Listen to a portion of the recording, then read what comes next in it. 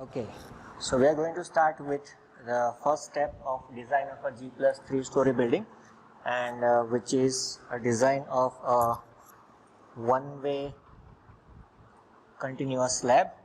Right, in this design of one-way continuous slab, we are going to start with the design of a slab S1. Right, in this, the first step of design of a slab is effective depth. We need to find out the effective depth of our slab. Right, so let us understand what is the effective depth. Suppose this is my slab and I have put up a reinforcements here. This is a section of a slab, right? And the reinforcements are like this. So there is a central line to this reinforcement, right? So with this depth, this is called effective depth, and this overall depth is known as capital D, that is overall depth. Alright, so we are going to calculate these two values in this lecture. Right, so first, how to calculate these values? So for this, we need to go to IS code, right? IS 456-2000, IS 456-2000, and page numbers are 37 and 38. On page number 37 and 38, if you see your page number 37, there are different ratios given, L by D ratios given for the design for the deflection check. Now let's go to the IS code and see the page number 37 and clause number 23.2.1. If you see this clause number 23.2.1, there are basic values of span to depth ratios are given for span up to 10 meter. So for our case, the span of a slab is 3 meter, so which comes under this point A. For continuous slab, this value is 26. Right, so L by D ratio is 26 multiplied by, we need to multiply this with the modification factor for tension reinforcement, which is given in point D.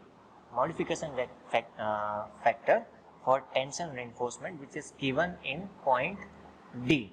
Right, with this modification factor we will get from the table number, figure number 5, which is given, figure number 4, page number 38. Right, so first we need to calculate this Fs value. This Fs you calculate 0.58 multiplied by Fy, because this division will become 1, which is area of cross section of steel required divided by area of cross section of steel provided. So we assume that whatever is required is exactly provided. So this ratio will become 1. So 0.58 multiplied by Fy is grade of steel, that is 415. So this value comes out to be 240. So and we need to assume the percentage of steel PT 0.4. So for value of PT 0.4 and Fs 240, the modification factor is comes out to be around 1.3 and 1.35. Right, so this page number 37 and 38, we can use these values in our calculation. So let's go back to the board. So L by D ratio, L by D is equal to 26 for continuous multiplied by modification factor. This is for tension reinforcement. So length has already been mentioned in the data, that is center to center length. So this becomes 3000 divided by D is equal to 26 multiplied by this modification factor, let us consider is 1.35. So therefore you can get your D value as, what will be the D value? If you calculate the value, the answer will be 85.47 mm. And for practical purpose or easiness in calculation, we need to round it up and let us say it is 90 mm. So this is your effective depth, that is this value you have got as 90 mm, 90. Next, we need to calculate the overall depth also, because on the site we are not providing this small d, that is effective depth value. On the site we are providing this capital D value. So for that overall depth, capital D, it is overall depth, capital D is overall depth. So there is a formula for that, it is equal to effective depth plus cover plus diameter divided by 2. So we know the value of effective depth 90 mm. Cover generally for slab we provide 15 to 20 mm.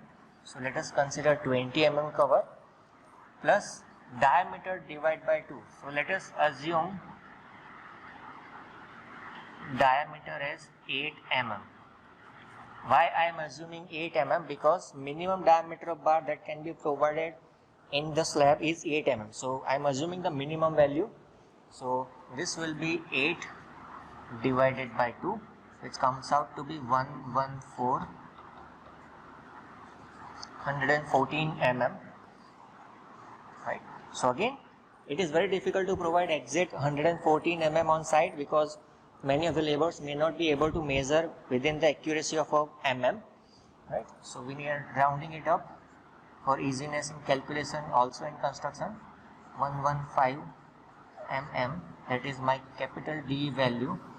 So overall depth I have got as 115 mm, that is this value is 115, and the effective depth, that is small d value, I have got as 90 mm. This is the basic calculation, first step required even before finding the steel in the slab. So this is how you can calculate. This is the step number 1. In the next step we move forward to the step number 2, and which is the calculation of effective span. So